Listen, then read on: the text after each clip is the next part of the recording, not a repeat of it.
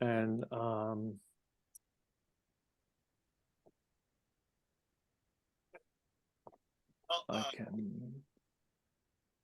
think it's a good time. I think there's enough people here. I can call the meeting to order.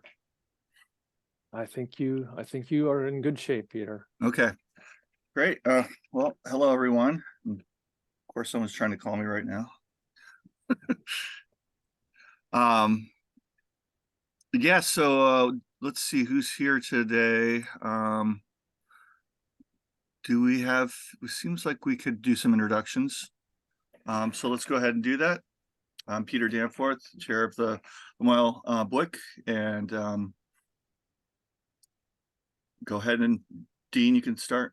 Sure, I'm Dean Pierce, QUISP staff, and we do something in our office where we pass the baton, and so then the next person I would say to introduce herself. How about you, Joanne? Hi, I'm Joanne Hanowski, and I'm with the Stewards of the Greensboro Watersheds, and I'm sitting in for Judd Pfeffer. You want to choose the next person? How about Richard? I'm Richard Goff. I represent the Lamoille County Planning Commission. And who else is on here? How about Bruce Wheeler? Yes. Hi, I'm Bruce from the Wolcott Planning Commission. And how about Brad?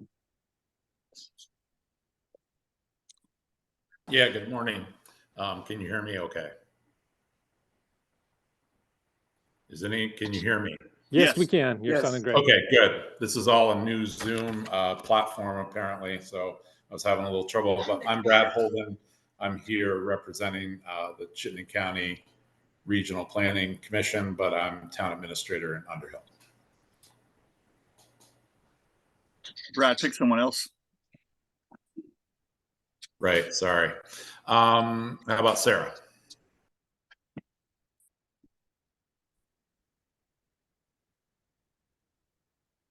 Sorry, that took me forever to unmute. Hi, I'm Sarah. I'm the new Eco AmeriCorps member at the NRPC.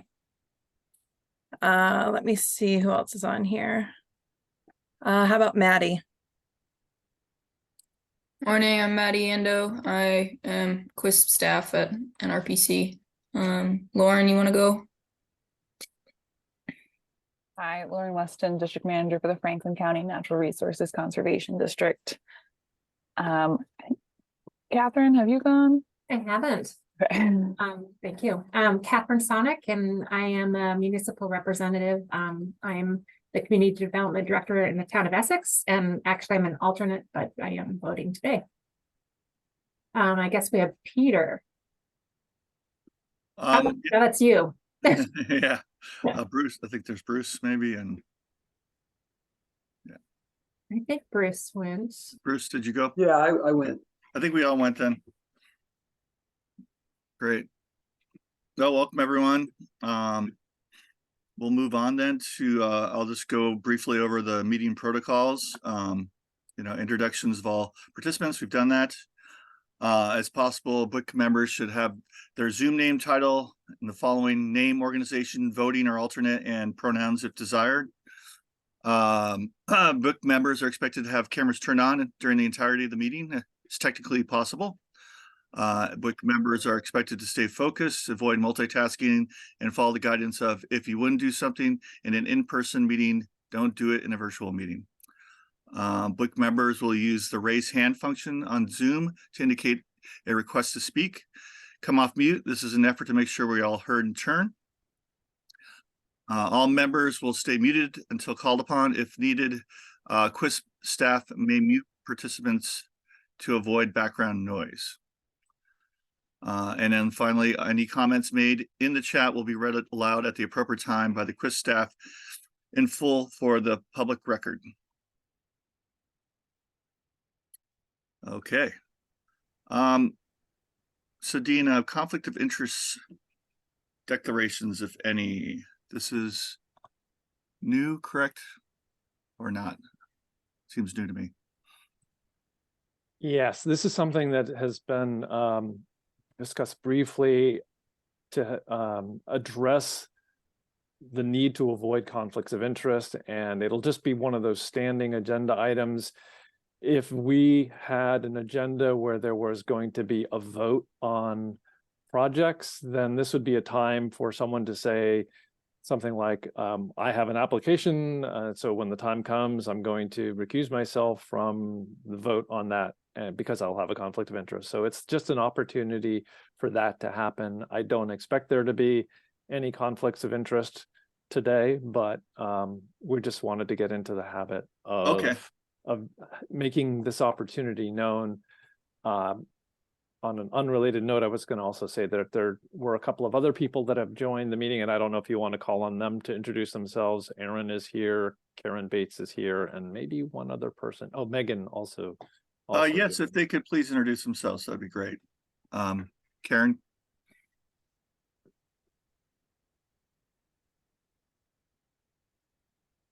Hi, sorry, just having to find the right dots. Karen Bates, watershed planner for the Water Investment Division of DEC for the Lamoille. Great, hey Karen, I'll just call on the rest. Ron. Hello. Ron Rogensky, Town Administrator, Hyde Park, interim through January. All right, Aaron. Hi all, Erin DeVries from Vermont River Conservancy. I'm the Conservation Director. Sorry, I'm a little late. Okay. Megan. Morning, everyone. Megan Verdier with Lamoille County Planning Commission. I'm a regional planner here, and I'm just going to turn my camera off just for a few minutes because I'm dealing with a neck injury. So sorry about that.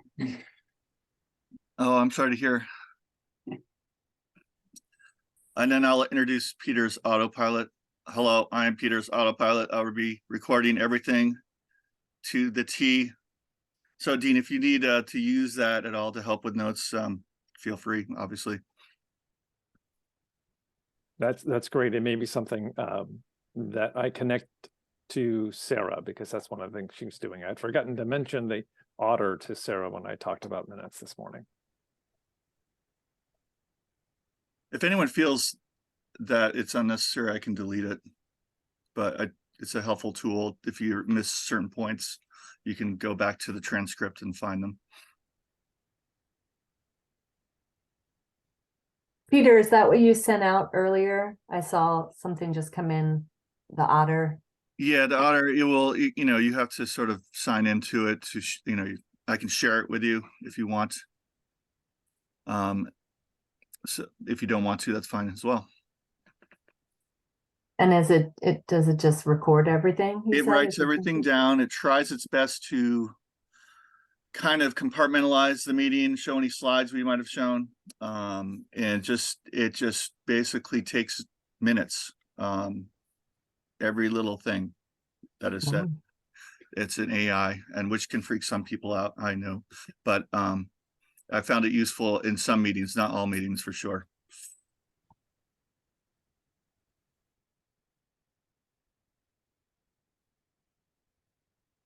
Anyhow, I guess we'll move along unless there's any more discussion. Okay. Well, I had a question. Sure. I raised my hand, but no notice.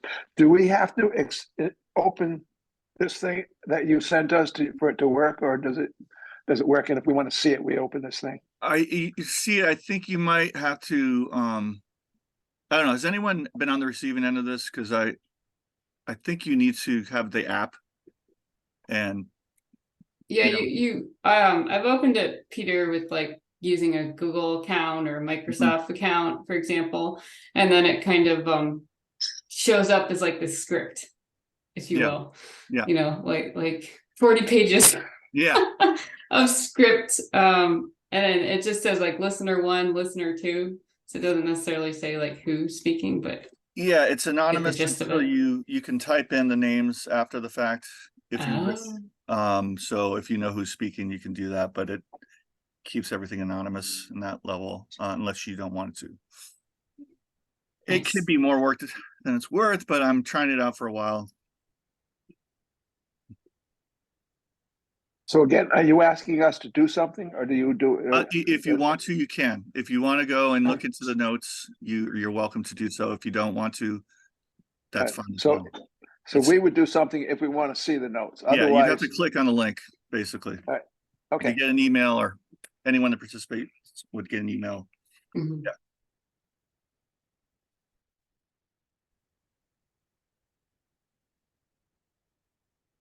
Any more discussion on that, or should we go to the agenda?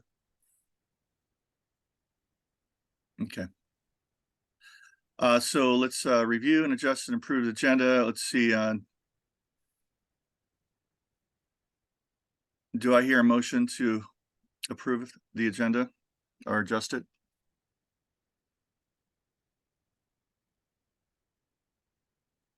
I so move to approve. This is Lauren. Do I hear a second? I'll second. It's Catherine. Okay. Any more discussion on this? Any need for change? Okay. Hearing none. All in favor of approving the agenda as is, say aye. Aye. Aye. All opposed? Aye. Okay. All opposed, say nay. All right, the ayes have it. So review the minutes. Do I hear a motion to accept the minutes as is? Or discuss further? I move to accept the minutes as written. Okay, This is Dick, Richard. Richard, I recognize you as making a motion. Do I hear a second? This is Lauren. I'll second. All right, thank you, Lauren, for seconding that. Everyone had a good chance to look at this. Okay. All in favor of accepting the minutes as is, say aye. Aye. Aye. All opposed, say nay. And I suppose I should ask if there's any abstentions. Okay, the ayes have it. Okay, public comment. Is there anyone from the public that would like to make any comments at this moment?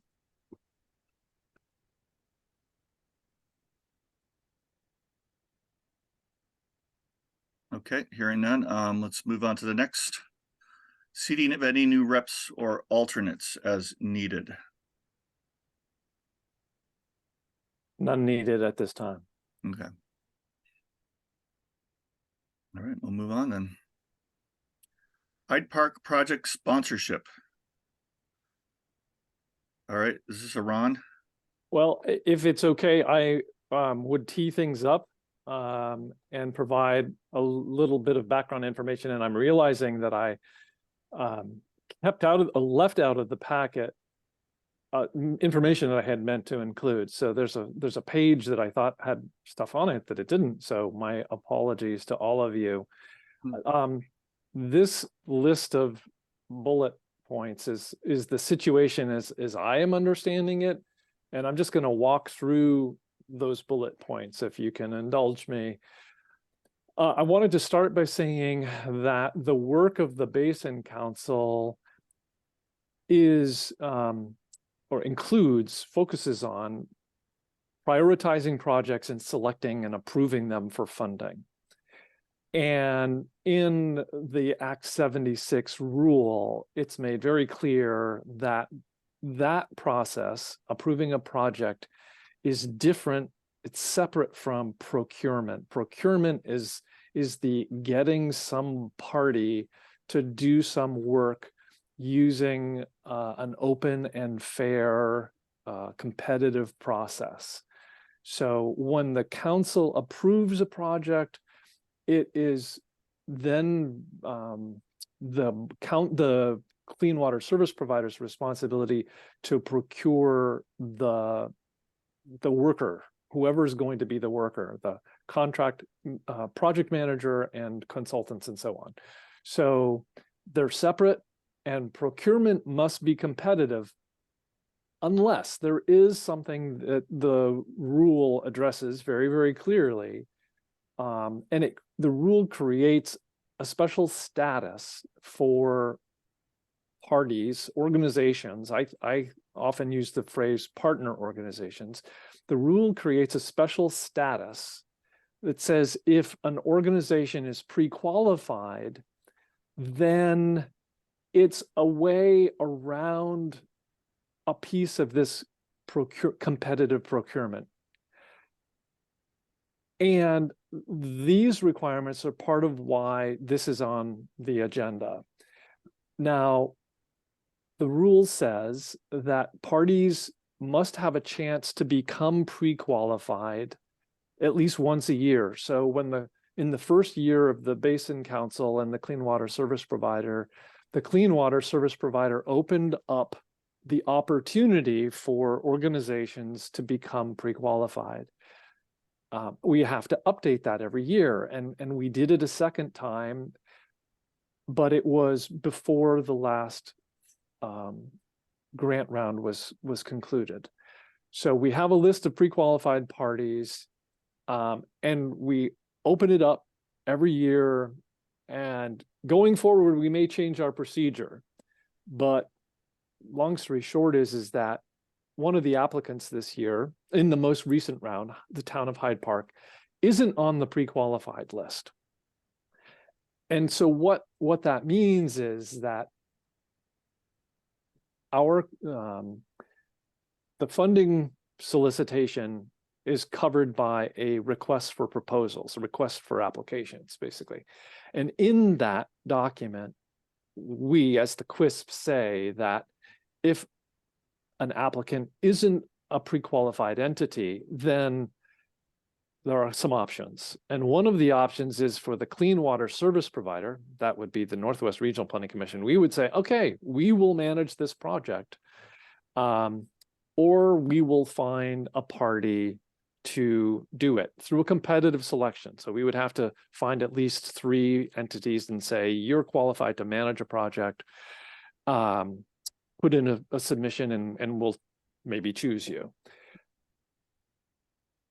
And in the case of the Hyde Park project,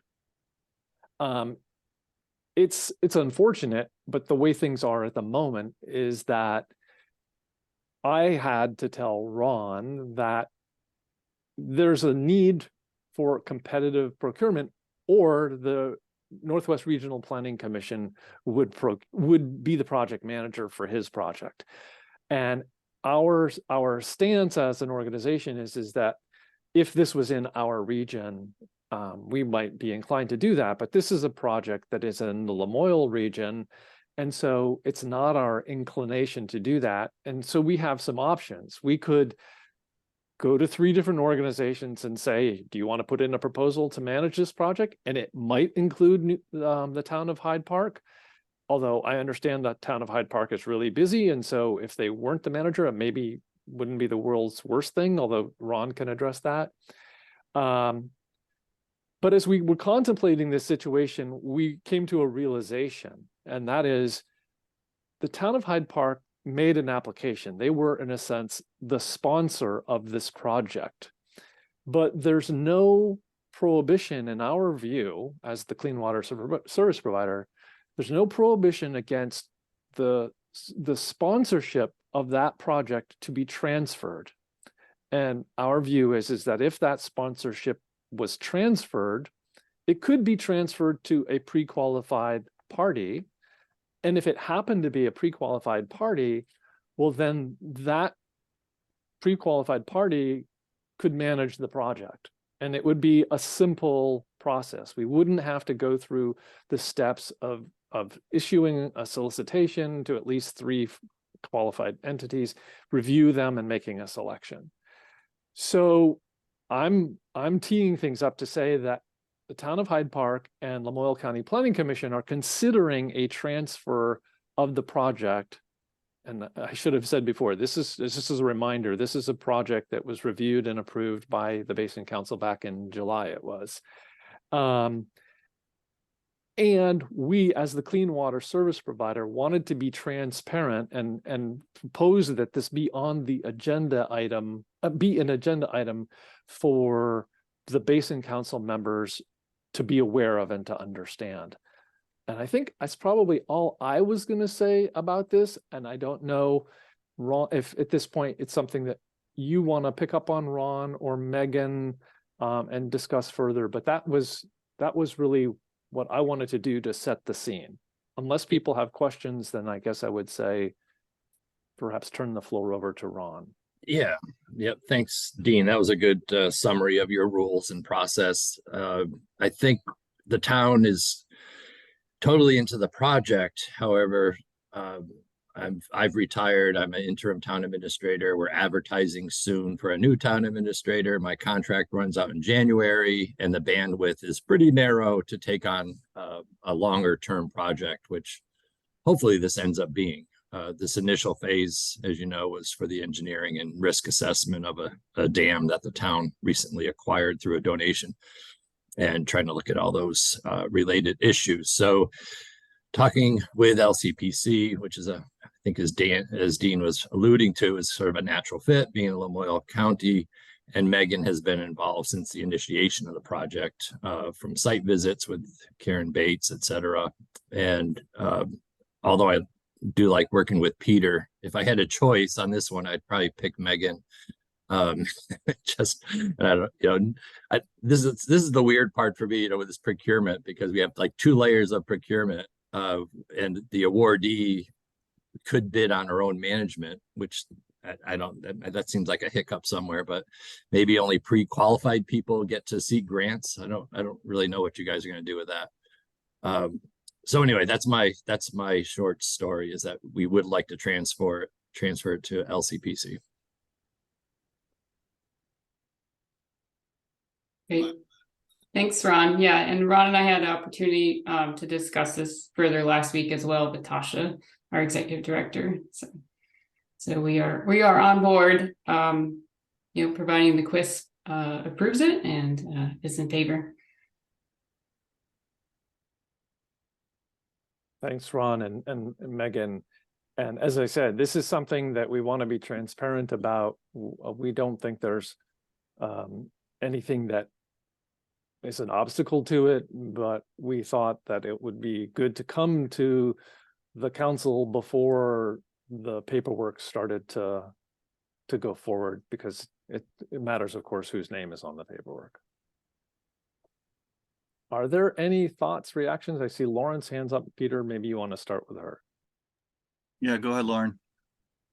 Yeah, sorry if I'm just not remembering correctly. So they submitted the project without being a pre-qualified entity. That's right. One of the things that QUISP had been told is that anyone can submit an application for a project. There is no requirement that someone be pre-qualified to make an application. Anyone can make an application for a project. Okay. Then I guess my question is, like, should we have more, like, should people just be able to get pre-qualified on like a rolling basis or more than once basis, I guess, is my next question. And I'm fine with this transfer, by the way. I was just curious about systems and that kind of thing. Yeah, if I can just respond quickly. Yes, we were focused early on as a QUISP in this at least once a year idea. The Basin 5 QUISP has it can happen anytime policy. We don't have that policy yet. And until we do, we have this issue, but it could very well turn to be a non-issue in a month's time if the Northwest RPC, as the clean water service provider, changes from a we will do this once a year to a it's always going to be open. It's just not that way right now.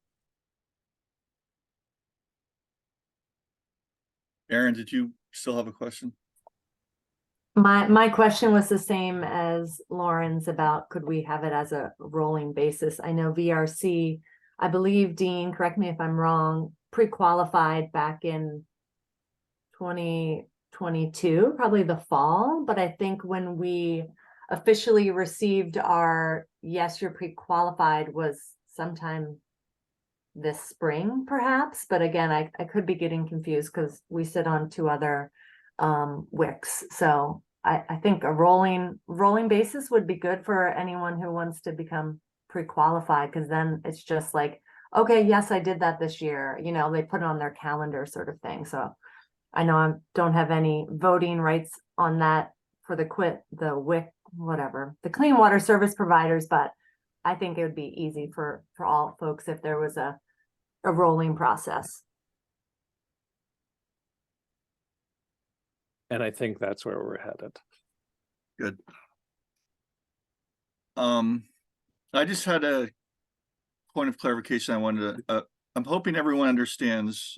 So when Dean was talking about procurement and project managers, there's a different sort of set of rules for subcontractors, correct? So if you are a pre-qualified subcontractor that the project managers hire, you still need to get at least 3 quotes from them, or at least 3 responses, yay or nay, correct? You're exactly right. It is as you said, the partner organization's role is usually or starts with project management, and you might do the work, but many times the work is going to be subbed out, and when the subcontractor is hired, it still has to be a competitive procurement, and that's something that we will talk about briefly a little bit later. Okay. Yeah, so there is no, other than the organizations, it's not anticipated that private consultants would be pre-qualified. It's the organizations who we commonly think of as the partner organizations who would be pre-qualified. That doesn't mean that they can't, it doesn't mean that they can just go choose one party. They have to at least do 3, and it has to be competitive.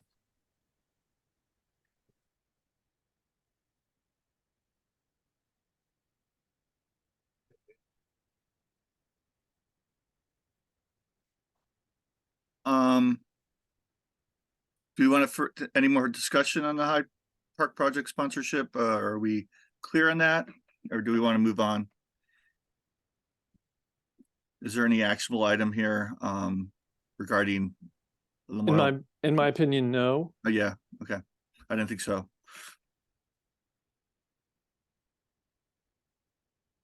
All right, should we move on to the solicitation schedule, November meeting date? I'm happy to do that. Okay, let's do that. So this organization needs to find an alternative to, I'm assuming that this organization wants to find an alternative to meeting on Thanksgiving Day. And so here are some options. This group, I believe, one time dealt with a conflict by moving to the Friday before. So instead of 11/23, 11/17 might be an option. I don't think it's likely to be a good choice, but the day after might appeal to some. The week after, so meeting on the 4th Thursday rather than the 3rd might be an option, the 30th, and a week +1, so meeting on December 1 might be an option. And there could be other options, but this is something that we just wanted to settle, and if it would be possible to settle it live in a meeting, that would be helpful because it bears on other scheduling. Well, I'll just say that I'm going to disappear for 2 weeks after Thanksgiving. So, I mean, I have an alternate if need be.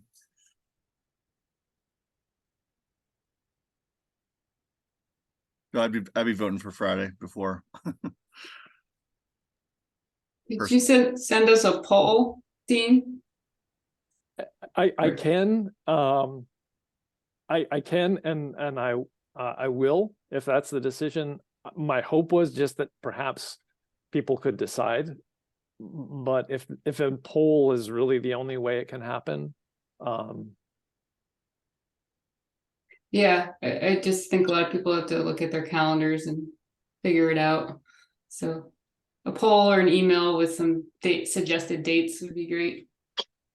Dick, I was just gonna make the motion, but I think I'll not do that. I'll leave it to Megan's comment. I'll leave that in place.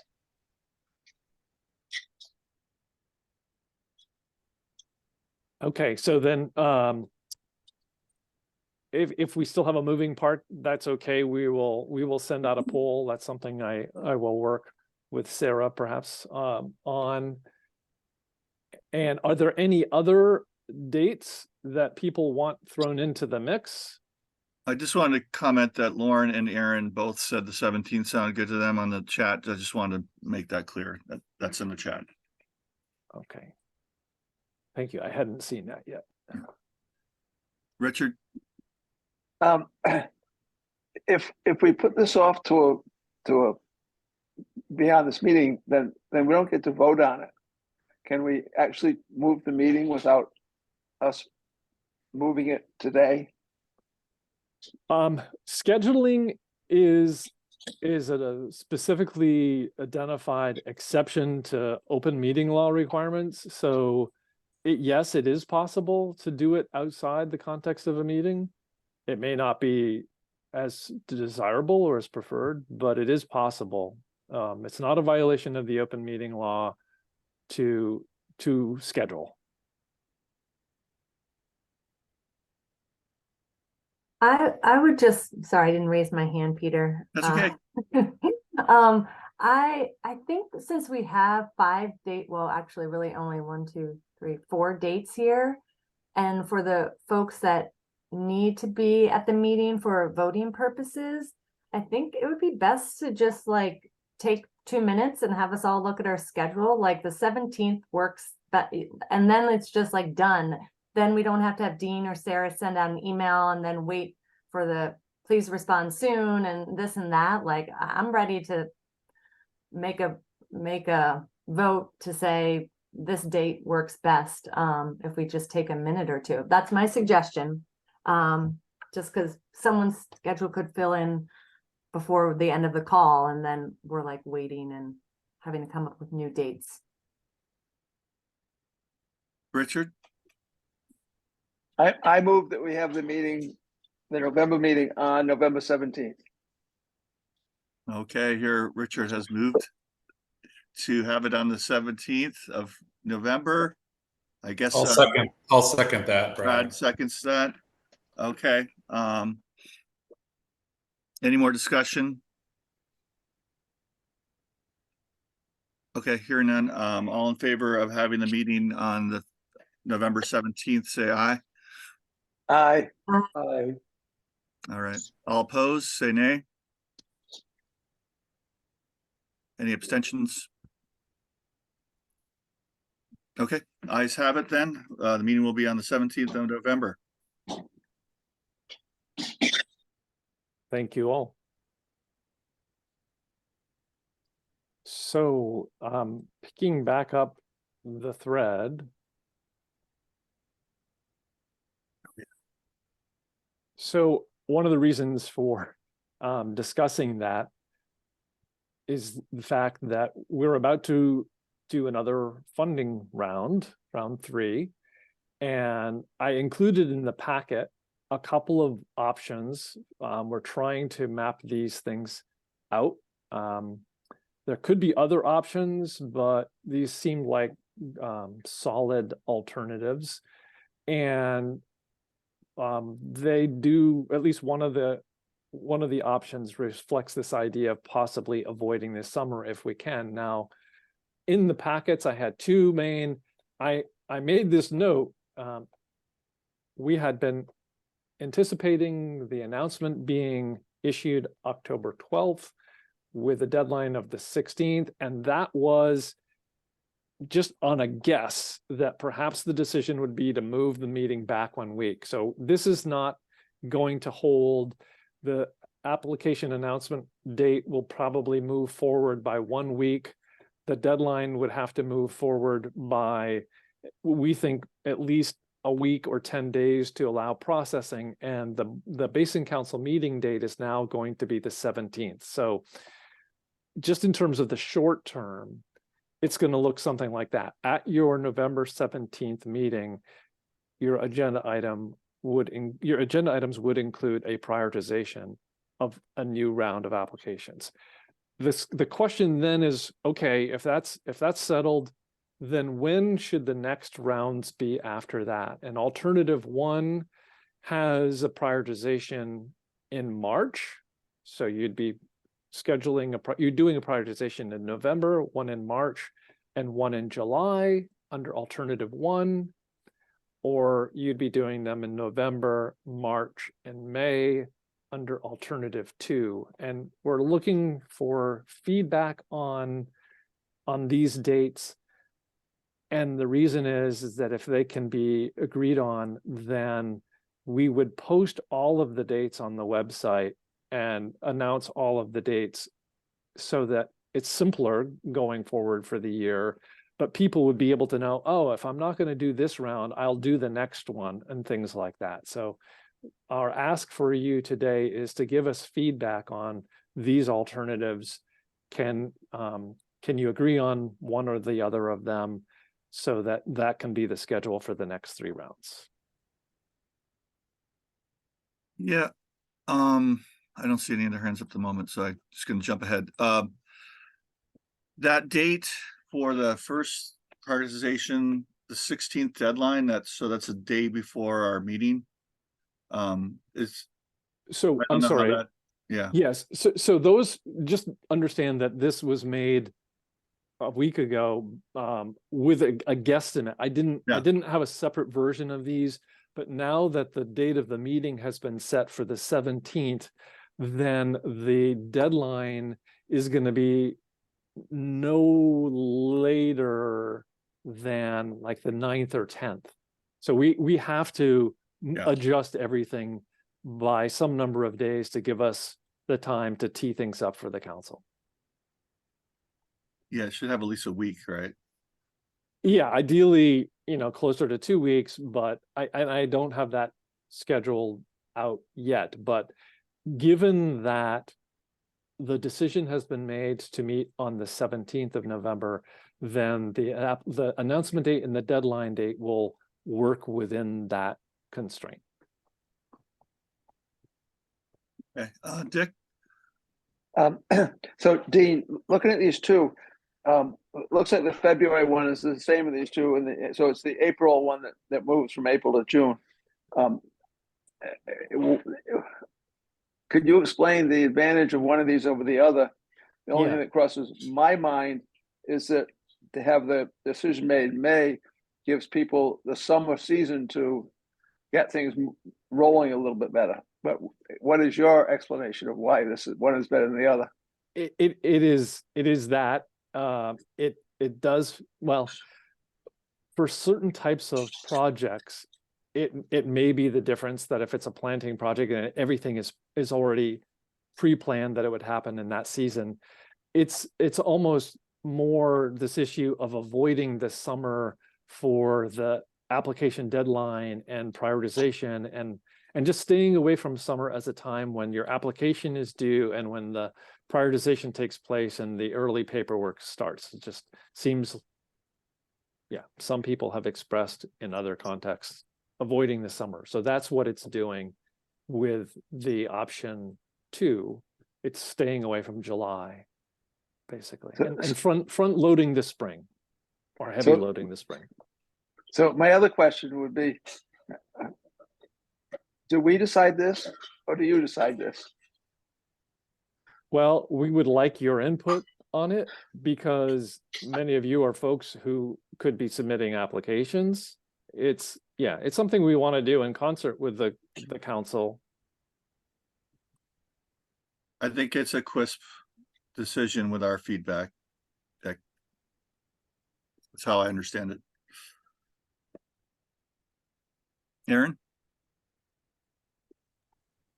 I had a question. I'm curious, Dean or Peter, if you know, you have an idea of how many projects might come in November?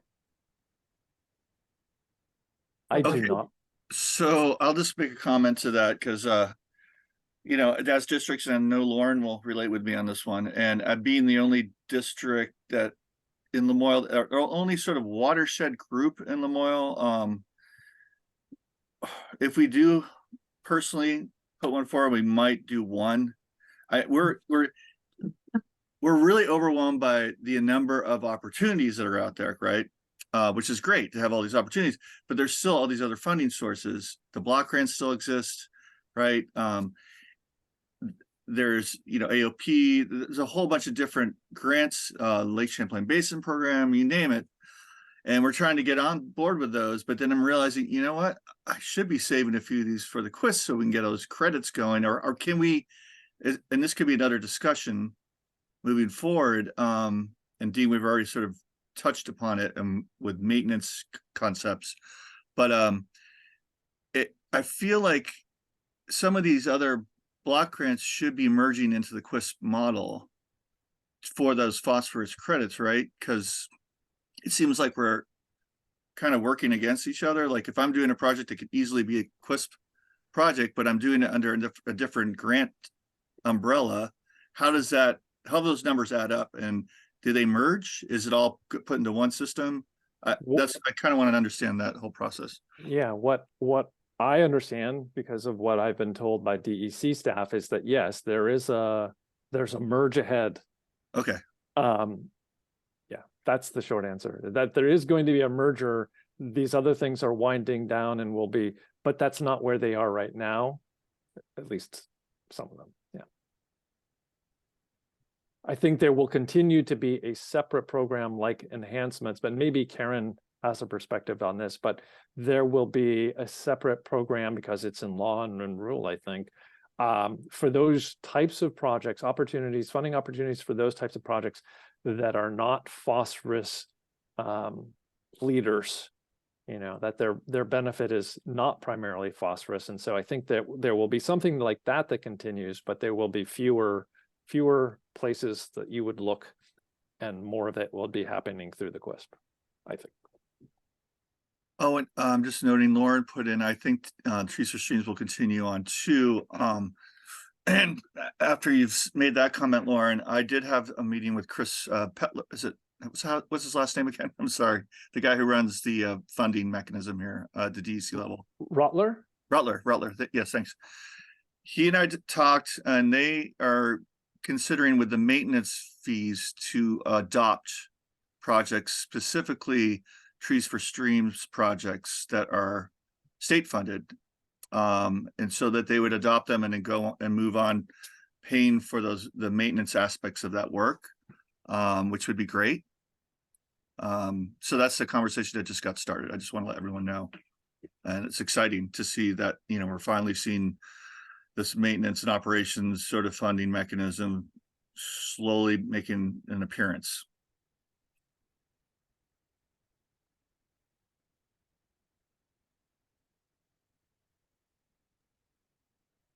Any other comments on this?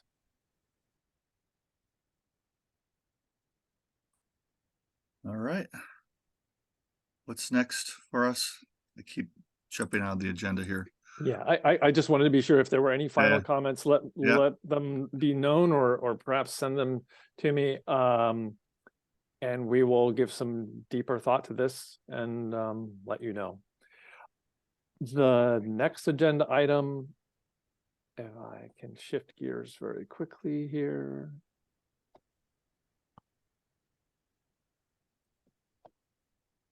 I wanted to touch on some contracting requirements.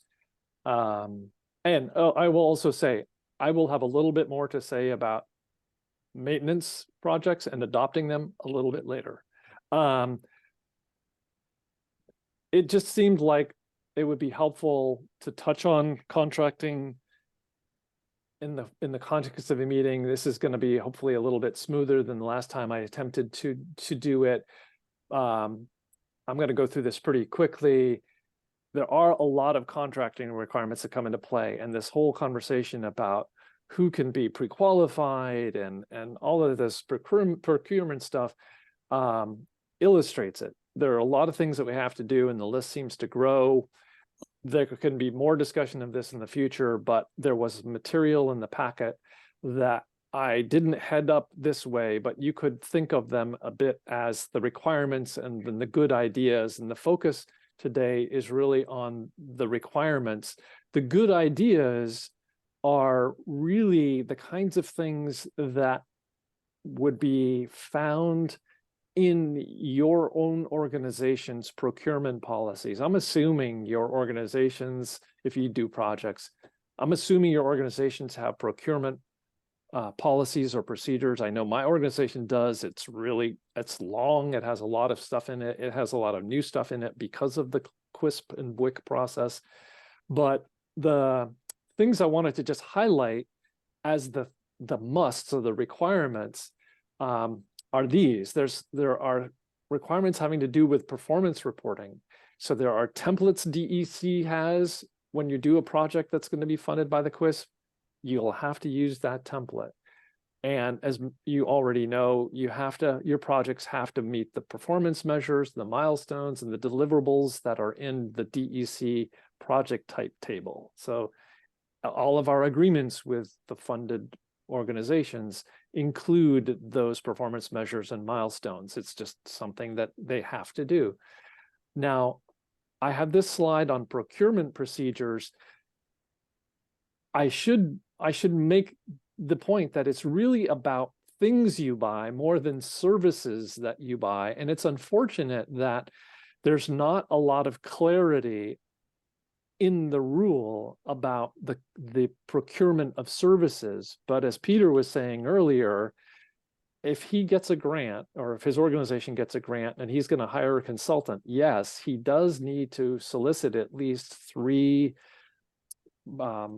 bids, and he has to evaluate those bids and make a selection. It has to be competitive and it has to be open. The rule has a lot of language about procuring items, goods, but it doesn't have a lot of guidance. And this is stuff that we can talk a little about later. And so don't be confused because it says 2 quotations for the purchases of goods and less than $1,000.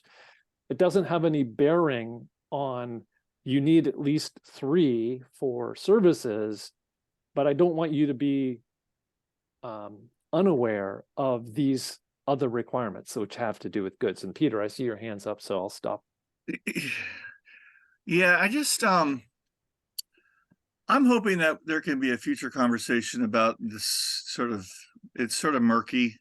These are procurement procedures as far as contractors go, in my eyes.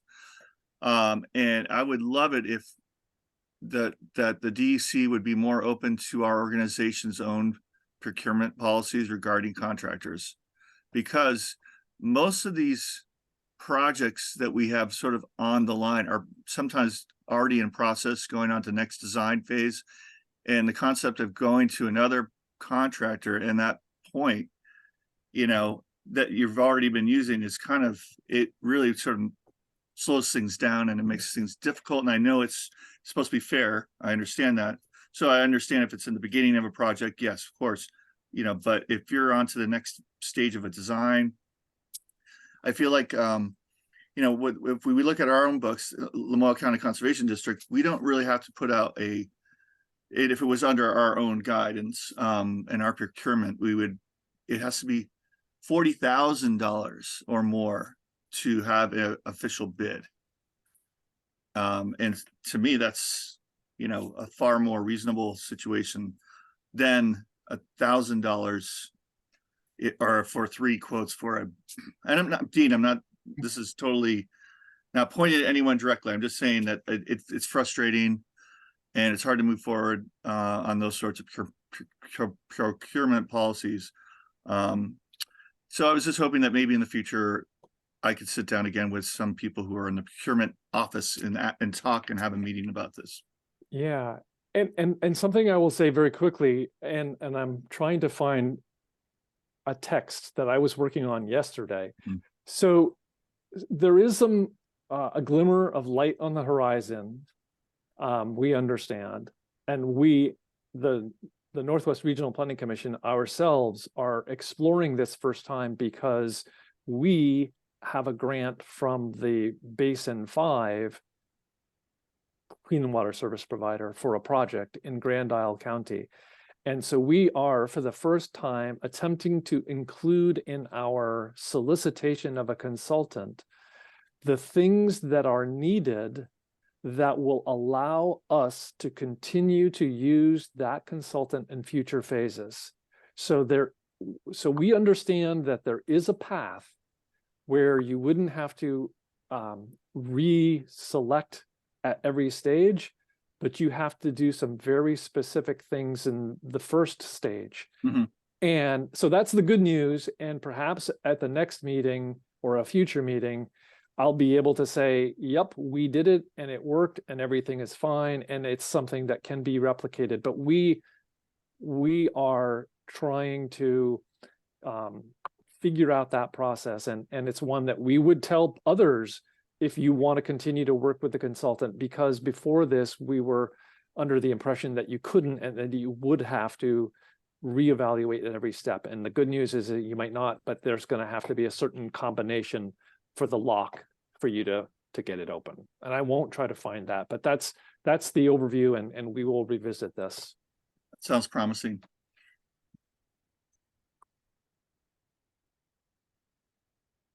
So if there aren't more questions, then I will just quickly move onward. There is language about cost agreements being collaboratively established for each project. I think that it's fair to say that the budgets come out of the application and prioritization process. I don't know that it's something that is really all that significant, but it is there in rule. And then your costs are based on your actual records. And so this is the kind of accounting that we're used to.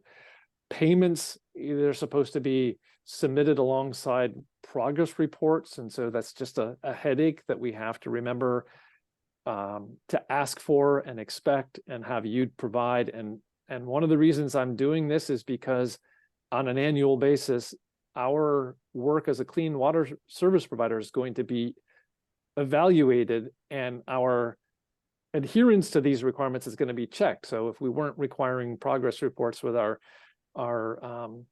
invoice, or you weren't providing them with your invoices, then we would maybe have to go back and ask for that. This material's in the packet. I'm going to move on to the next one. Publications, just this reminder, you're supposed to acknowledge the funding is from ANR and the Clean Water Service Provider, or the Clean Water Program.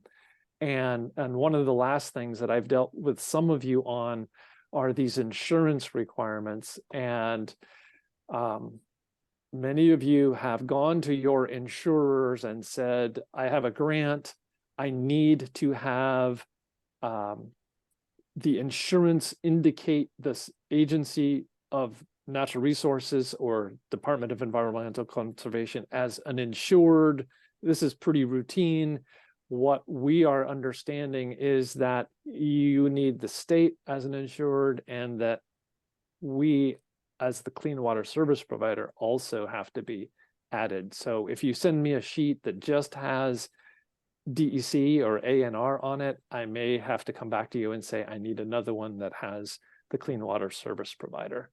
Last thing I'm going to say, there are these requirements for things called debarment and good standing. It's something that some of you have already provided when you got pre-qualified, but I also have to look into your debarment status.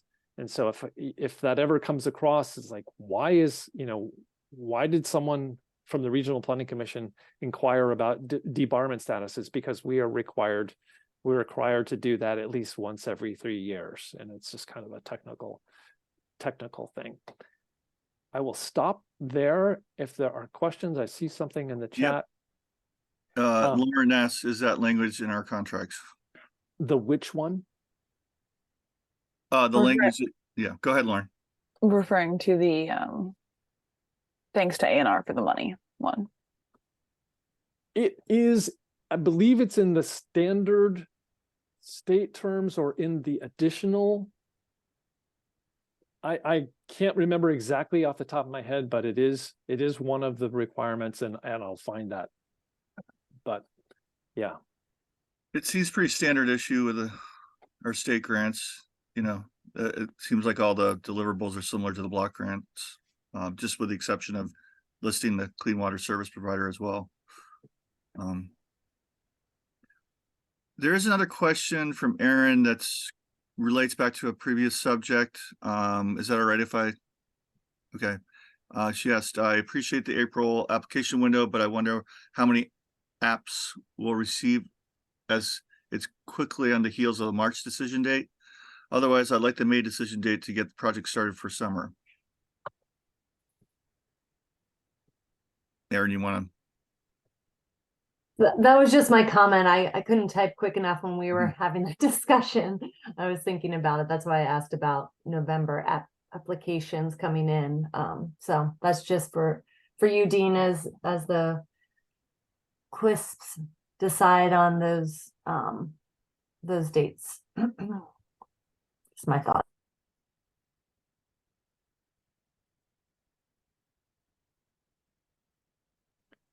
It may be time now for Karen Bates's presentation. Yeah, please leave the floor to Karen. All right. Are we in Teams or Zoom? Zoom. We are in Zoom, and you do have the ability to share. All right. You should have. Yeah, let me get this into slide presentation. View.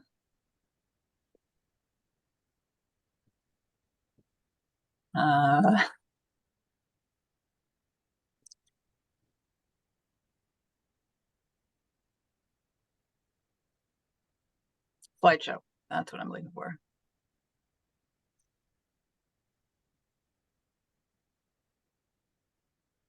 And I'm going to Zoom. And I'm going to share my screen.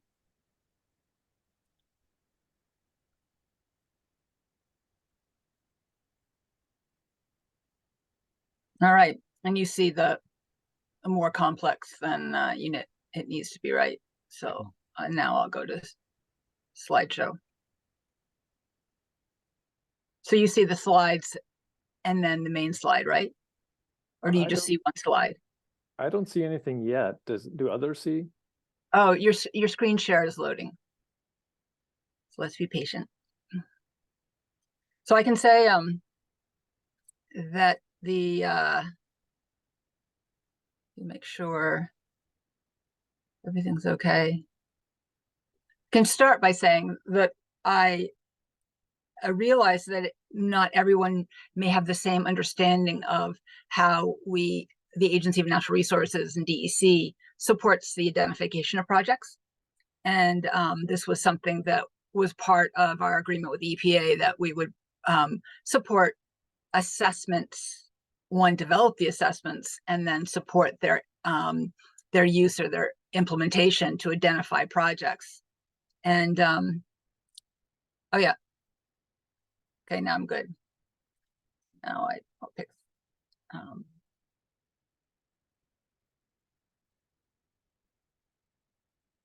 So anyway, so I thought that I would create a presentation that provided sort of that overview of, what is the process, what's our goal, and where in this basin do we have the assessments, and where would you find them? So let's see. I just told you that. So as you know, our approach is all in. So we have assessments then that are going to address developed lands, roads, agriculture, river channels, and forestry areas. Wastewater, it's all by permit, so we don't worry about assessing that. An assessment is going to be looking at how best to identify those successful projects. So it's going to, identify or look at how it reduces pollution. It's going to also focus on cost-effective practices and then ensure that it's actually going to be implemented and maintained. So I'll go through those criteria eventually.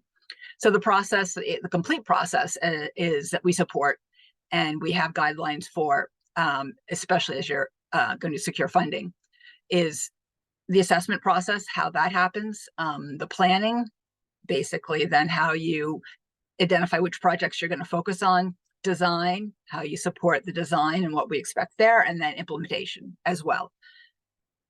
And we'll focus on the assessment part of the process in this talk.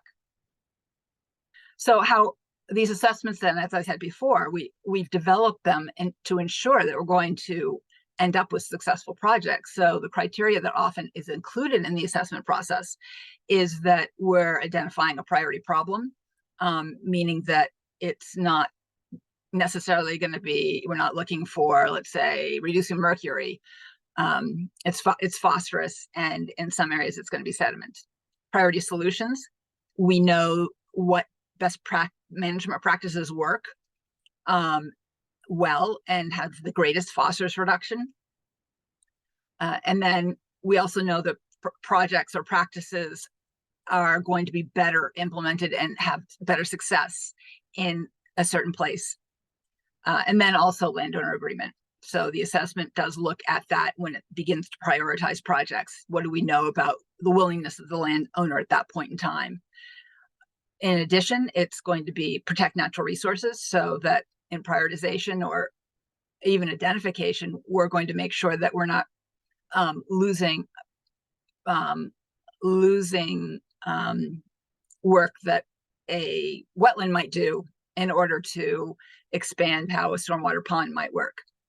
And then maintenance agreement, so that we know that it's going to be maintained afterwards, or could be maintained. It's also important to know that these assessments are working in step with the regulatory strategies that we have. So we already address each of the stormwater runoff, the erosion, through regulations in each of the sector. And so this just augments it. So to go through quickly, developed land, we've already got the municipal road general permit, 3-acre permits, the TS4 and MS4 permits, which are what these urban or concentrated development areas have to submit. So TS4 is for the VTrans. MS4 permits, Essex, Colchester, and Milton have them. And so we're focused then on this non-regulatory stormwater or lakeshore restoration projects in our assessments. For forest area, we have the acceptable management practices for forestry operations. So our county foresters or and the AMP forester are making sure that those are in place and that resources are available. But we're also looking at how to reduce sedimentation on forest roads based on voluntary efforts. At this point, we have we're focused on state lands. Streams, we have a stream alteration permit. We've got Act 250, meaning that the work that we're going to do is not going to set us back in terms of helping to meet stream equilibrium, which is the goal of our work with streams. And then also to protect, there's a lot of protection, right? So river corridor adoption is one of those. And that's where we hope to see a lot of that work that's going to result in our streams meeting equilibrium conditions eventually and reducing erosion therefore.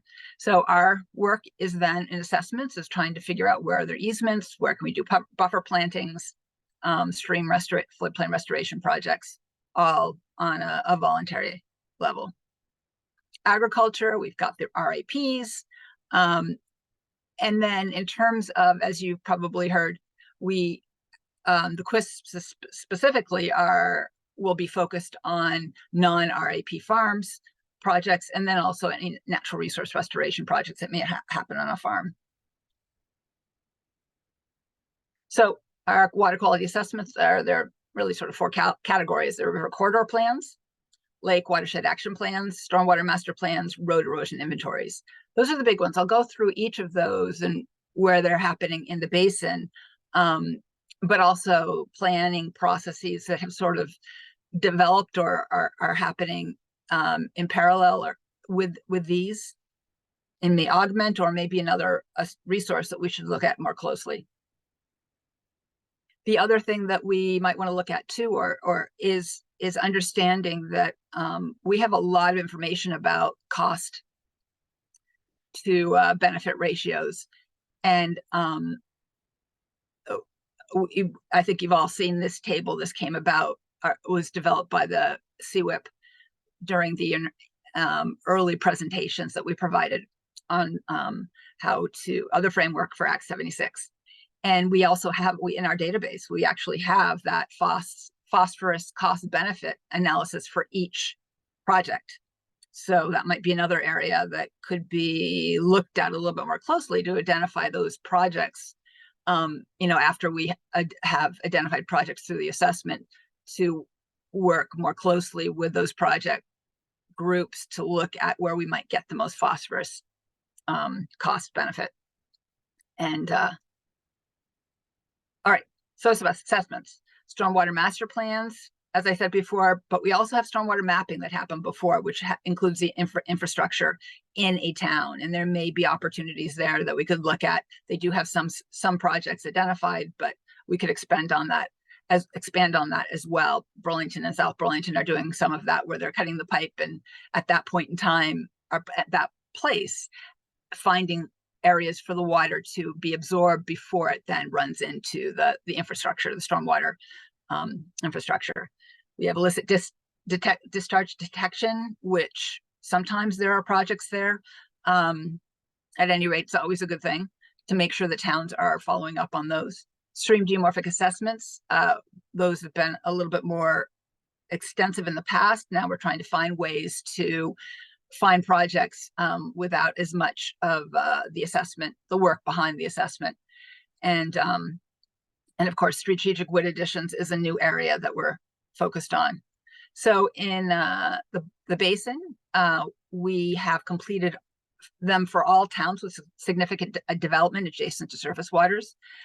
And you can find these towns and mappings at this site. And I'll be giving this slideshow to Dean, so I think these links will be available to you.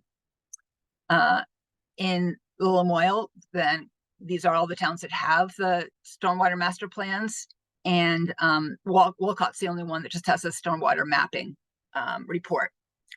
And there are projects that, these are a focus then for the projects that can be identified, or projects that are available. Let's see. So stream geomorphic assessments. This is from the Missisquoi because I had it. I don't have one for the Lamoille, or couldn't find it. But so we've done these stream geomorphic assessments throughout the Lamoille and know where we have areas of more concern than others. And so this can also be a way to identify. You can look at the assessment itself, or you could look at very specific areas within that those assessments where we know we have a greater sort of divergence from equilibrium state. And in the past, we have looked at these with, hold on, I'm gonna go one more. Okay, so these are the geomorphic assessments that have been done in Lamoille. And again, they all can be found here. I don't know that there are any other areas that have been suggested for stream geomorphic assessments or the light in the Lamoille, but if there are, let me know, because I need to list those somewhere for myself as well. Dams, dam removal, we have a list of the dams and their status that we get off of our dam database. But in addition, the Nature Conservancy dam screening tool is available to help prioritize based on ecological impacts. Let's see. So that's another, it's an assessment that can be used to address rivers. So then we also have lake watershed action plans and lake-wise assessments, as well as private road assessments. So in the Lamoille, we have Lake Eden, Lake Elmore, and now Caspian Lakes watershed action plans, which have projects in them.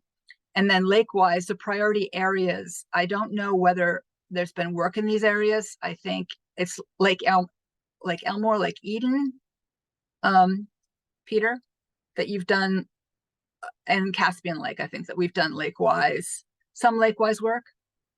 Yeah. Eden Elmore. Yeah. So For- anyway, continuing, we have some assessments that are done, but it's really, this is sort of an ongoing process. It's best to support it every year, especially when you've begun to start it. The Lake Road assessments, and then Lake Eden, I think was that the one, Peter, where there was like an informal? Yeah, Lake Elmore. Lake Elmore. Elmore. Okay, I'll change that one. Yep. But yeah, but there are not as many here. We've done them in the Missisquoi, Lake Carmi, Fairfield Pond area. So we have a better process for that. And that might be something we can do in the future here.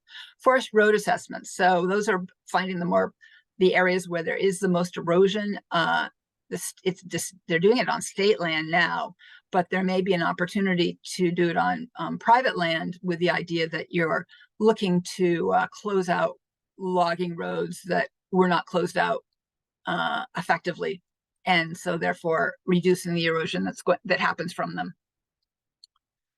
But again, it's the assessments and process, and we'll look at that. So specifically, this is just in the description of Lake Water Action Plan, and it's basically looking at all the different areas that are land uses that could in the watershed of a lake.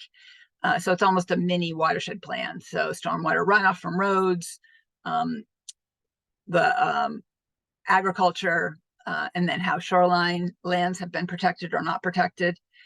This is a good example of how then in this table below, how an assessment might look at all the different criteria and then provides a scoring system and able to then rank these projects based on their scores.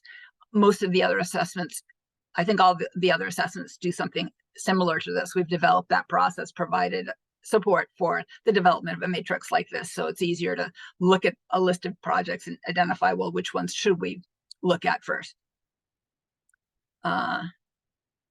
So lake-wise projects, often they're identified by looking at our Lakes and Ponds scorecard. This is an Agency of Natural Resources Lakes and Ponds program. And if you have not looked at this, I'd encourage you to go to the Lakes and Ponds website and look for their scorecard info, because it has great information on what we know about these lakes, and then can be used to then prioritize lakes for lake-wise or a lake watershed action plan. That's what we used. All right, so then the other assessments, wetland restoration and ag non-RAP farms. With wetland restoration, we have a lot of that gets done through NRCS, because they have the expertise and they've also got the funding, but that then directs most of the restoration work to ag land. So we have tried to promote the use of or the restoration through working with NRCDs to provide them with a package of all the information we have about the wetland and the landowner. And we also have just a list of priority wetlands. This area could certainly be expanded on. And then and I'll talk about that in the next slide. And then non-RAP farms, there's really, I don't know that we have an assessment process. NRCDs, you probably have a better sense of, or could describe this process a little bit better, or our needs here. And at the end of the show, I would love to ask you that question specifically. Okay, so one idea for wetlands is, we do have these rapid assessment methodology that's been used on some of these wetlands in the basin, and quite a few has been done in Lamoille. And where it's red or yellow or orange, they may be areas to look at more closely and identify opportunities to address the hydrology, improve it. So it allows more phosphorus to settle out in the wetland itself, rather than through an incised stream where it would exit the wetland without much help. All right, so finally, where do you find a lot of this information? It's in the narrative of the Tactical Basin Plan for the Lamoille, but you can also just, you can head right to the implementation table, which is in the chapter 5. And so, for example, under lakes strategies, you're going to find strategies that are going to discuss lake-wise, and it will have the priority lakes and where this might happen, as well as partners that could help out. And then there's a funding source as well. You can also find strategies where they've identified the assessments have been completed, and the strategy is that implementation of projects in these assessments is a priority. So another way to find them, and also using priority sub-basin or priority towns to identify those. But otherwise, it's in the narrative. So that's my overview. And as I said before, Lauren and Peter, if you wanted to talk about, if you have any ideas for or what you use or could use to identify potential projects in non-RAP farms or natural resource restoration, I need to know more about that so I can start including it in these presentations. Yeah, I'll just lean in. When we're out on farms, we see things, but we are not reporting agencies, so that information doesn't go anywhere besides ourselves unless the farm is interested in doing a project. We don't make that public in any other way, though. And Stacy's been working on the ditch assessment protocols, and so sometimes we'll do that on a farm, but it's definitely not well adopted yet. Yeah, the ditch assessment, the 2-tiered ditch is a BMP, but that could be used and could be funded through NRCS, but I don't think that can be QUISP funded. Is that right, Dean? Would you have to do more just a stream restoration project, or could you fund a ditch, 2-tiered ditch fix? I don't know if 2-tiered ditch per se is in the list of eligible project types. Maybe I'm missing it if it's part of another one, but I don't think that terminology is used. I mean, It's one just of the things, stream restoration process. okay. I mean, yeah, I was going to say that there are these instances where there's just a difference in terminology in the ag world and in the DEC world. And if it's just a stream restoration, well, then yeah, it could be. But are you thinking otherwise, Karen? Or well, I just wondered too, because it's like a limited stream restoration. It's basically understanding the farmer does not want the stream to do what it should normally do, but they're willing to reduce some of the erosion that happens in a ditch by providing a little bit more floodplain. So there's a little bit more forest, which means that there's a little bit more erosion. I mean, a little less erosion. So I don't think I know. I can comment a little bit. Yeah. We have an ongoing project at 10 Bends, which is a stream floodplain restoration project that includes an ag ditch scenario that actually has basically become a naturalized stream. It hasn't been used for ag purposes for a while, at least part of it. And it extends into some private land that's not ag. And so from the DEC's perspective on that particular project, they've kind of accepted, that we're headed towards a 2-tiered ditch scenario, at least on the private land, that before it enters Lamoille. So yeah, I guess it's sort of gray area, but it can be done depending on what the context is and how many landowners are involved. We went through quite a bit of back and forth before we got to where we are, but it's looking good, and it looks like it could be a really good clean water project. Yeah, great. Yeah, Lauren? Yeah, I guess I'll just speak to my continued confusion over what WICS or QUIS want to fund on farms, because there are practices on farms that still fall under RAP size that are just natural resources projects and are not part of the RAP requirements. That have been funded by DEC block grants before. And that's I haven't run into it yet, but I imagine soon we're going to want to do a tree planting on a farm that, in my opinion, should be funded by the QUISP. And I think like we'll cross that bridge when we get to it. But that's like one of my big underlying questions of how they're trying to decide like non-RAP farms or non-RAP practices, I guess is my big Yeah. I'd say concern there. non-RAP practices is my gut reaction. That would be my thought, but that's definitely not what it's written as. So that sounds like something I could bring back. Megan? Oh, I was just gonna say, I mean, a lot of those buffer projects on farms can be funded through the CREP program. So, you know, CREP is, in my mind, a better option than the QUISP. Like, they've been doing that program for a long time. And I mean, it's been very successful in different areas. So I see that type of project going through CREP instead of the QUISP. I'll just say a lot of farmers don't want to work with the federal government and will not go through CREP as well. So yes, and it's state funded too, though. And if it's already been out of ag for 5 years, it's not eligible. So it's like, right, there's some gaps there. Yeah, that's a good point. So some areas where it may not be eligible, and then maybe that's where the QUISP comes in. Dean? Yeah, just in response to Lauren's question, as a QUISP, I would gladly receive an application on a farm for the type of project that you're describing. As a QUISP, I would be interested in, pursuing projects on farms.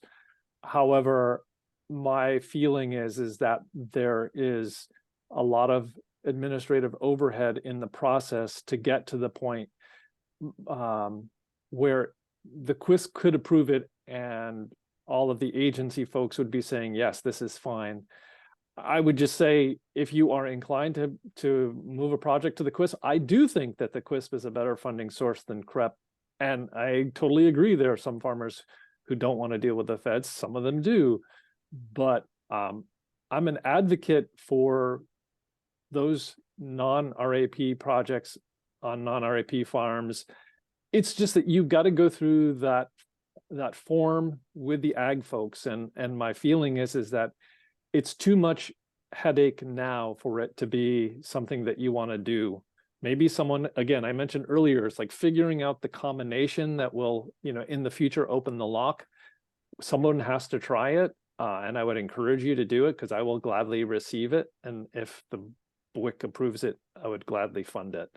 It's just that I think there's frankly too much turf in these issues, and there needs to be less of it. And it's a concern that we've expressed before, but we just haven't expended the political capital to try to change things at the state level. But I would love to get an application for one. So maybe what I could suggest is that during the Northern Lake Champlain direct drainages planning process, which we're doing now, I could pull together a meeting that would look at how we could streamline that process and maybe set some expectations for the type of projects that Agency of Ag would be fine with, and just need to double check. Does that make sense? Okay, Lauren's thumb up. Okay. Because we've got a lot of non-RAP farms in that area, so that could make sense. Hi, Peter. Oh yeah, somewhat unrelated, but related. In regards to what Lauren said earlier about farmer attitudes. Lauren, were you on that webinar yesterday, the master's thesis at UVM that was called "Farmers' Attitudes Towards Government Agencies and Conservation Programs of Vermont's Lake Champlain Basin"? Yeah, it was. It was very interesting. I almost feel like I want to bring that up at our, local work group meeting a bit to some degree. I'll talk to you about that though, it's separate. But yeah, I was wondering where we would have that conversation, but yeah, let's do it. Yeah, it was very interesting. And some of the data was surprising, and some wasn't. Some was pretty like what you imagined, but I'm not going to get into it here. But I'm going to share, I think they're going to send us a recording of it and I can share with people. I just second that motion. I saw it when it was her master's defense and I wasn't able to watch it, but it is very interesting research.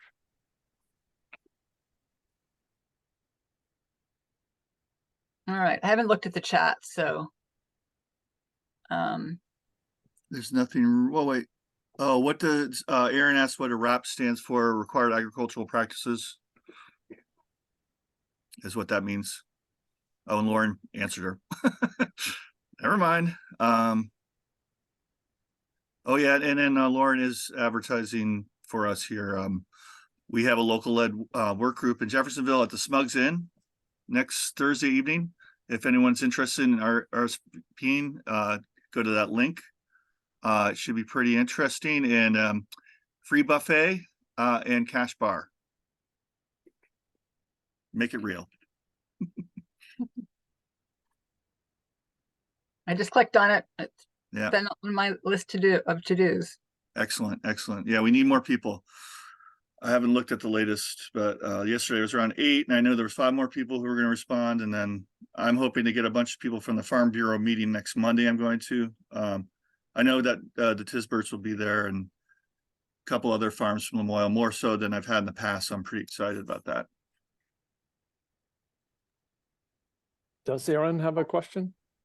Yeah, Karen, I look forward to seeing the presentation, so I can't wait for you to send it because I was trying to take notes, but then just focused on what you were saying. And I'm curious if your counterparts throughout the state are giving similar presentations to the Basin Water Quality Councils, because I think it's like necessary for project implementers to like know that there are these assessment tools out there, there are plans that have been made, that's going to help them think about prioritizing projects. So that was one question I had. Yeah, I've been doing it for the basins that where I'm representative. So 5, I'll do it for 5, 2, 7, and 8. And I put this out to the other planners as something that I've done, and to Chris Rotler. If you think, at the Act 76 meeting, if you want to suggest that this is that you thought it was useful, then it may be that they could add, Angie could be asked to do it, and Keith for those basins. But yeah, they'd like to know. They asked me, well, was it useful? And I said, well, I don't know. I'll jump in and say we were the first, I believe, to accept Karen's offer. I think we beat Dan, and you did a presentation a couple of weeks ago for Mrs. Gway, and she is of course doing this one. And I hope you're doing one for Basin 5. And as far as the reaction, I mean, there are some people on the Mrs. Gway Council who are here. I thought it was well received and useful. So could I just get a raise of hands? Who thought that who found the assessment, the presentation useful because of new information? So I know like people like Lauren is like, yeah, I know this stuff. But if you felt for yourself it was useful, would you please just raise your hand? 1, 2, let's see. 1, 2, 3. Sarah, did you raise your hand? 4, 5. Yep, so 5 or so. All right, yeah. I think Erin had her hand raised for a different reason. Oh. As well as this. It's for both reasons. Yeah. Yeah, I don't know if I want to push any buttons today. I'll just say that. Oh, no, you go ahead. Well, you quickly went over the SGA and river corridor plans, and Vermont River Conservancy, Vermont Land Trust, and it might be a White River Partnership, but they are designated technical experts to create river corridor easements. And I know there's been a lot of discussion internally in A&R and DEC about clean water funding with regards to the River Corridor program and how they operate. And we operate with them really well, Stacy and Shannon. There's 2.5 people that run the River Corridor program in the state. It's not nearly enough. So I'm going to stand on my like little platform right now, if you give me like just a moment. And so Karen, I think like expressing to her, whoever you can, that there needs to be more river scientists to allow those folks to help with moving those river corridor plans, those SGA assessments and light to communities that are looking to prioritize projects. But I think there's still discussion around whether the QUISPs and the WICs should be encouraging river corridor easements, river corridor easement applications through the RFP process. Just because, no offense, Dean or others, but like you're not experts in creating river corridor conservation easements. And so I just want to put a plug out there to say that Vermont River Conservancy, Vermont Land Trust, and White River Partnership to some extent, although it's out of this basin here, but they are the folks that know how to create those river corridor easements and look at channel management and work with landowners and get the funding to do that. And so if there are folks on this council that are interested in those type of projects or see that as an opportunity in their county, their area, I just encourage them to like be in touch with us. Or if there's a project where there is a river corridor easement or a conservation easement that Vermont River Conservancy holds, and you would like to, Megan, I think we talked at the July meeting about the McGrath property where there's going to be some design and floodplain restoration done. There's a river corridor easement there. So any work done there actually needs to be approved by the state and Vermont River Conservancy before it moves forward. It can't just be blanketed like, yes, we're going to do this. And you have to have like our agreement on it, not just the landowner's agreement. So I don't know if that pushed any buttons, but I think it's really important to say that like, river corridor easements are a very wonderful passive way to reduce phosphorus into our streams and lakes. But I think it really needs to be thought out about who is putting those river corridor easement projects forward to these QUISPs. Because I don't believe, Dean, there have been any for the Lamoille Water Quality Council. No, and I don't know if this is me responding to a button being pushed, but again, we would gladly receive one. I guess to put this in a larger context, as part of her presentation, Karen mentioned that the work on forestry roads is focusing on state lands.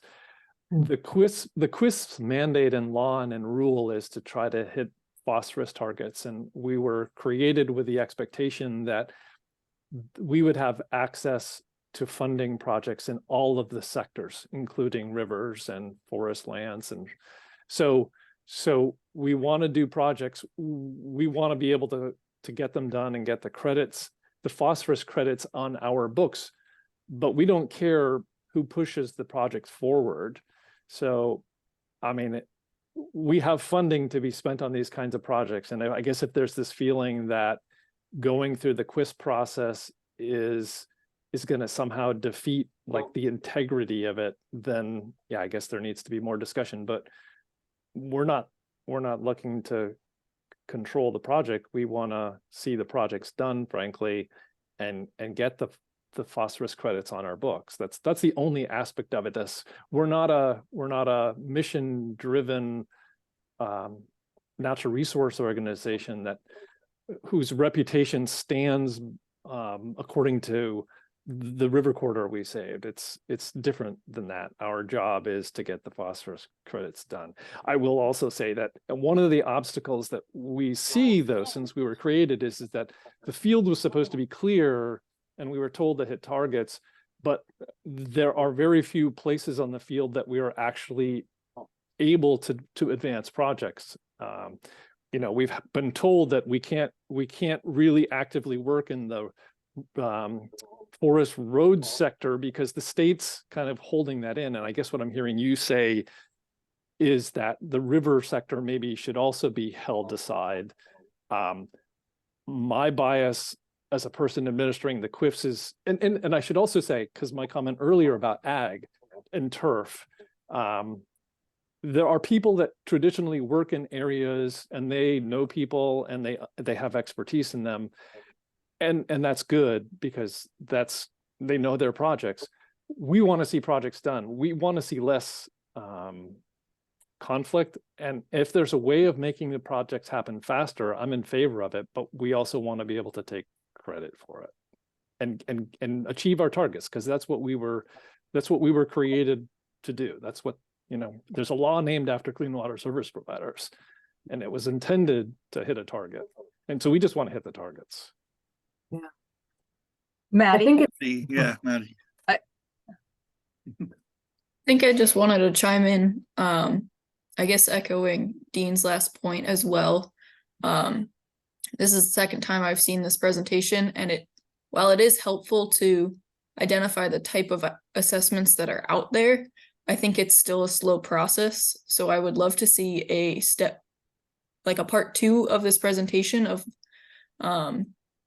where to look for the project development type projects that would actually get projects moving into the pipeline, and not just start with the assessment and have to go through that whole process to then get the projects that can be developed, because it seems like slow moving to actually reach our targets.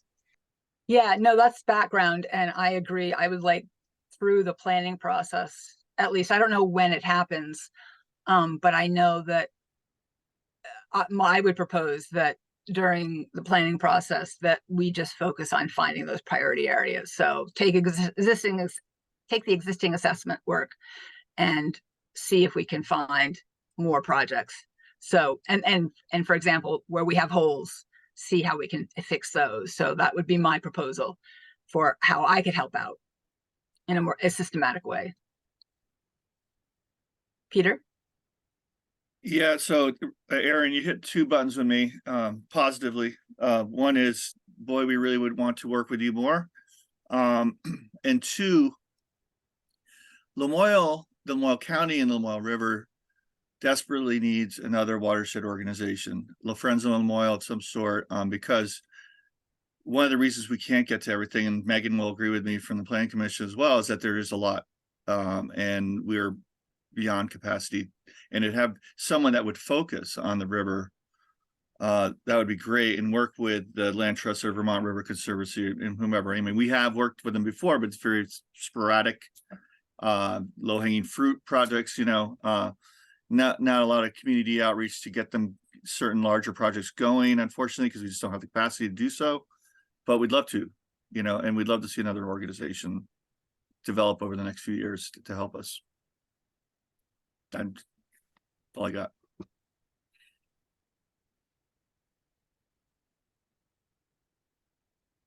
Megan. Yeah, thanks, Peter. I mean, Erin and I did have a chance, like she said, to talk about the Gulf Road project. And we just, don't have the official contract for that yet, Erin. So that's why I haven't been immediately back in touch with you. But we look forward to working with the River Conservancy. And we had reached out in the past, worked with Steve Libby back when he was still executive director. So we look forward to working more with Erin. Karen, I had a question for you, and this was something that was brought up when Keith gave us a Winooski Basin presentation. He mentioned there was going to be a kind of more refined tool to calculate phosphorus for forest. And I don't know if that's something that might be a presentation you provide in the future at future QUISP meetings. I was just curious about that. Yeah, yeah. So it's a definitely it's going to help us identify areas actually where there would be a greater priority. It would be a priority to focus on them because they would likely address more erosion than in other areas. However, in terms of identifying phosphorus reduction, at this point, the idea is that each project would be looked at in terms of how practices are being implemented to make or allow that road to meet expected AMP criteria or meet the standards expected for AMPs or 3 AMPs. So that's a specific, I think that's the clarification. And yeah, I think if it's a presentation that you would all like, we should think about what it is you want to get out of it, because at this point it's just sort of what we're doing, and the idea that the state's going to use it on there is identifying areas, and we'll identify areas using this tool and address the roads. Okay, great. Yeah, I appreciate that clarification.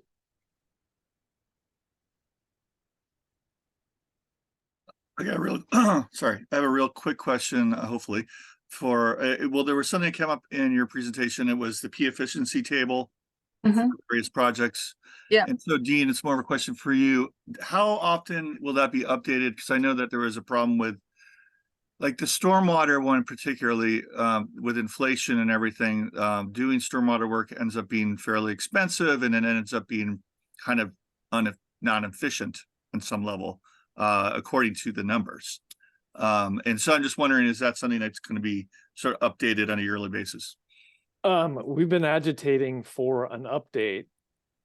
It's not going to be updated in a kind of systematic way every year. We've been told that the amount of effort it would take is gonna require that the kind of comprehensive updating would happen on a period of years, several years, and that what DEC is trying to work on is like an annual adjustment or a catch-up adjustment. But QUISP have been pretty consistent. I think every one of them have been saying to DEC, there needs to be an updating of the number. We're understanding that it's in the works, but we haven't seen the proposal. But DEC says there will be some kind of updating. That is kind of a, an interim step. Okay, yeah, no, thanks. I just like to bring it up just as a reminder and see where everything's at. That's all. Squeaky wheel time.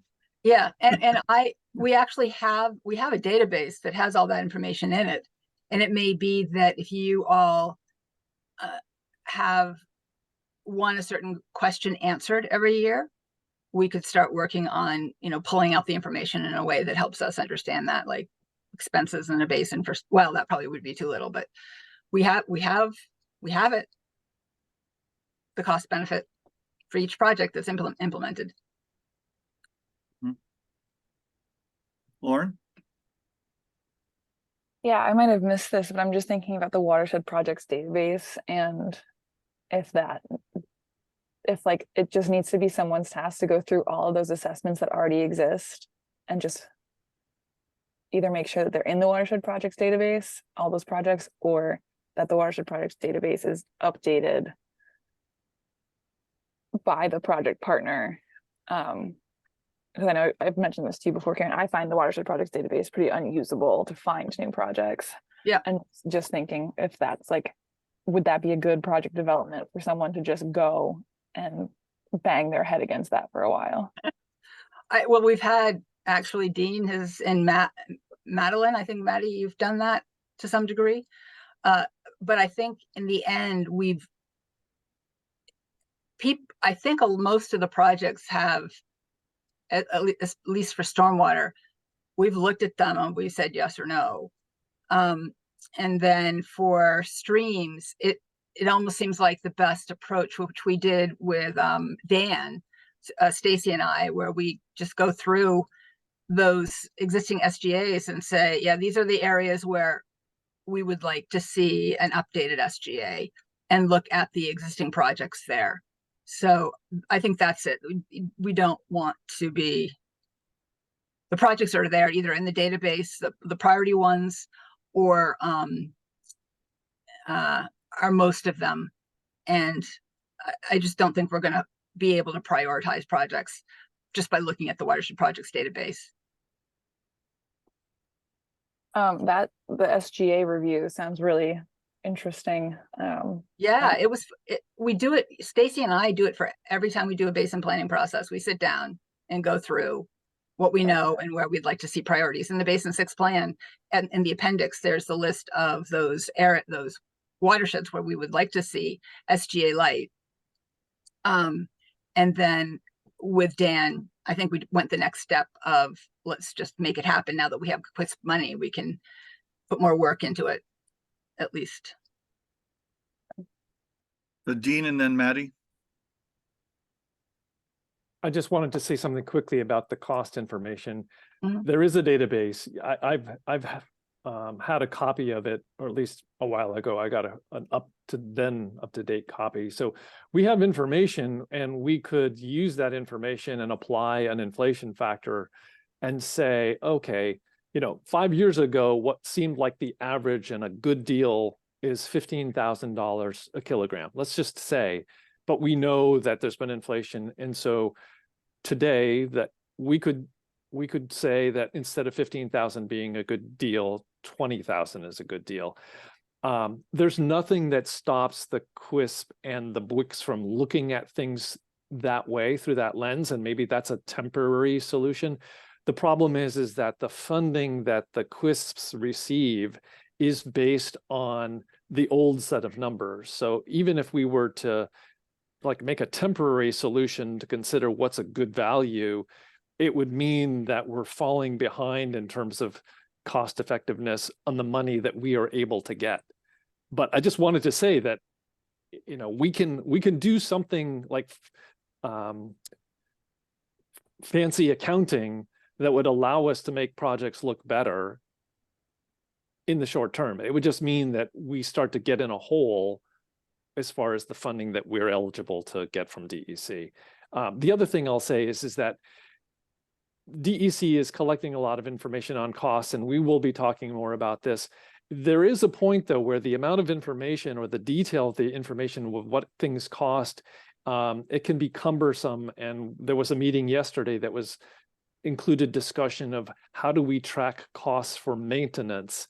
And that's a whole 2 hours of discussion right there. And it raises questions like, is it really the best idea to track every little cent for every little project, or is there a better way to do it by sampling and pulling out a random set of projects and seeing what they cost and using that information?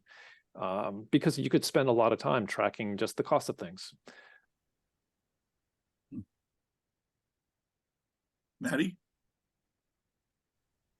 I guess just going back to the watershed project database, echoing Lauren that I find it not as helpful as I would wish it to be.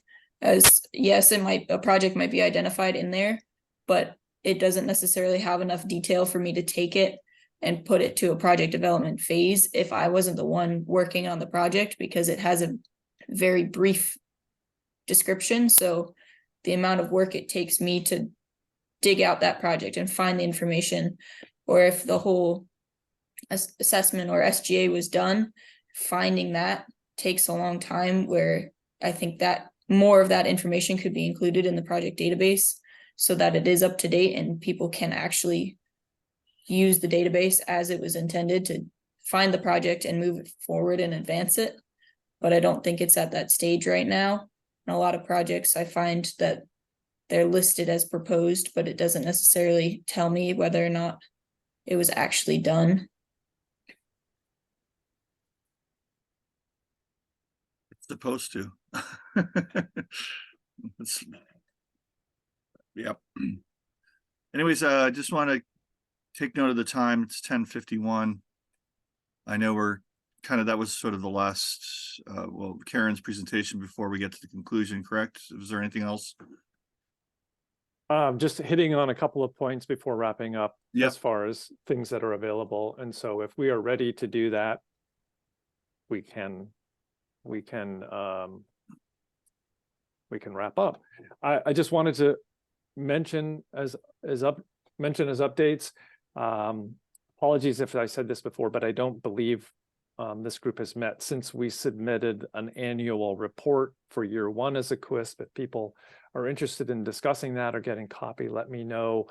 I've mentioned in the past DEC's guidance chapters, which are written in an attempt to try to help us all do this work. One of the major chapters that is in the works right now is called it relates to reasonable progress. Like I said earlier, we're in business to hit phosphorus reduction targets, but we're not going to meet the targets, and so we're going to be judged on whether we're making reasonable progress. And so there's a lot of discussion around, well, what is reasonable progress in hitting these targets? I have this item on here called Project Status Grid. There's been some discussion in some of the books about having a table that shows where projects are. There is a table that the QUISPs submit to DEC every year that and will going forward that lists the status. And so I'm just mentioning that if people are interested and curious, I can share that with them. It was included in the packet, or a version of it was, but this will be one way that people can see the big picture of all the projects that have been done and where they stand. And now really, I think the important thing, possible future agenda topics.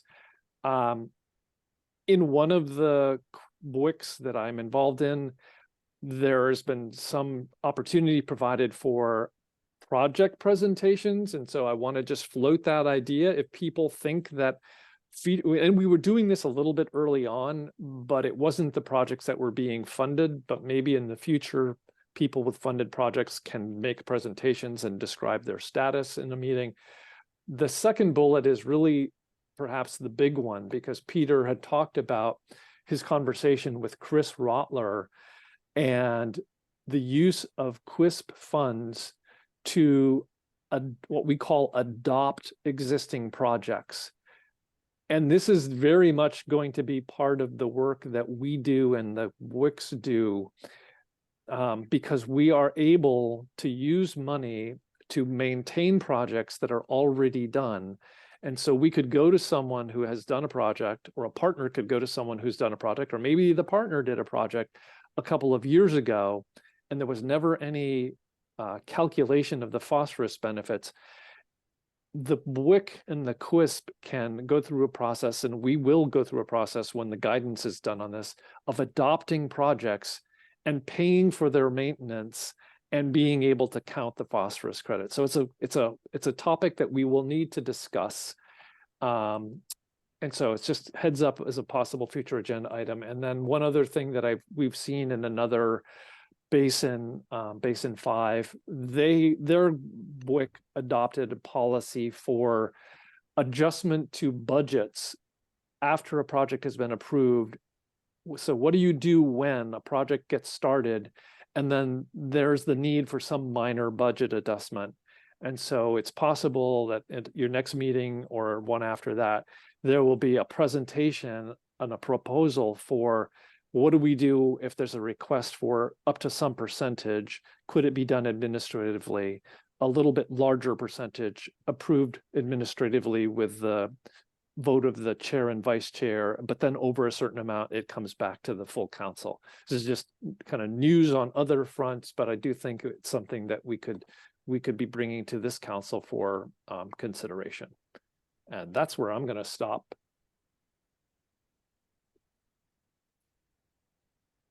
Okay, is there any more suggestions for the next meeting, Lauren?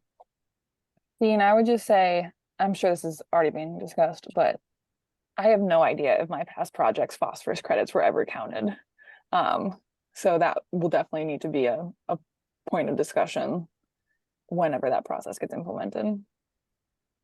So projects that you as an organization have completed and you just wouldn't be able to say, oh, gee, is it eligible because has someone already claimed the credit? Yeah, right. And it'll have a lot to do with funding, but yes, that's something that's going to need to be part of it. Great. Good one. Any other comments or suggestions?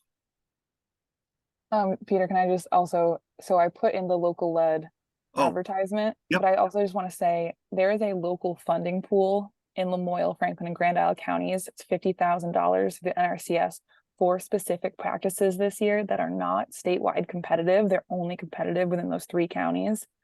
So if you know of folks who want to implement any of those practices, again, go to that website link that I sent over and it lists everything and it has every detail. The deadline for that is October 20th. If there is a government shutdown, we've been told that date might get pushed back because it's NRCS money. But just want to make people aware of that. We haven't done a great job of advertising that, and I will own that. So if you have anything in Lamoille County, not Lamoille Basin, please either reach out to me or Peter or your local NRCS office if they are open next week. Farm But just Peter reached and out I to will me be today. working. Yeah, Peter and I will be working. I assume, Peter, you're going to keep working in the shutdown, but the Yeah. NRCS will not. And I guess we're waiting to see if we can keep our computers. Yeah, it's a good That question. Tell us the last minute, so. Yeah. Okay, anyways, it's 10:58. Are we good to go here? Any more comments? Okay, do I hear a motion to adjourn the meeting? So moved. This is Lauren. Lauren, recognize Lauren Weston. Any seconds on that? Second, this is Erin DeVries. All right, thank you, Aaron. All right, all in favor of adjourning the meeting, say aye. Aye. Aye. All opposed? Didn't think so. All right. Thanks, everyone. Guys have it. Everyone have a good day. Take care. Bye-bye. Thank you.